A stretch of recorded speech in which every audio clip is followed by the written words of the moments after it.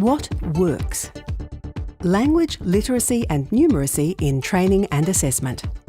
Who needs support with language literacy and numeracy skills? Language literacy and numeracy skills are relevant to everyone, but some adult learners will have particular difficulties with LLN. Everybody needs support with this, yeah.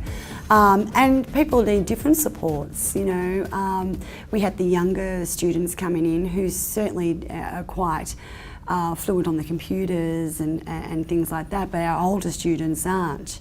Okay, so everybody at some, and you know, particularly for our more older students, numeracy support has been hugely needed.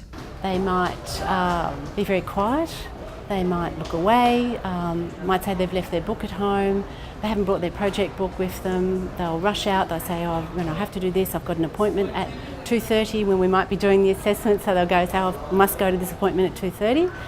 They'll do things like that. We pick up on that fairly early, and what we do is we check in with that student individually.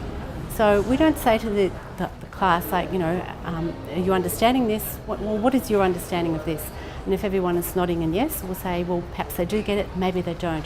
So we will go around individually, or I will go around individually and check in with each student to see if they do have a grasp on what we're talking on, so that I'm going away at the end of the day knowing that student's got a handle on the competency, and I can then happily sign them off. We have a lot of mature age learners here, so we have many cultures and we have a lot of mature age learners as well, and so with that comes poor self-esteem often regarding their learning. It's really important because it actually opens up doors for students, for people. It actually gives people the understanding that they can actually achieve what they want to achieve with strategies and with supports around them.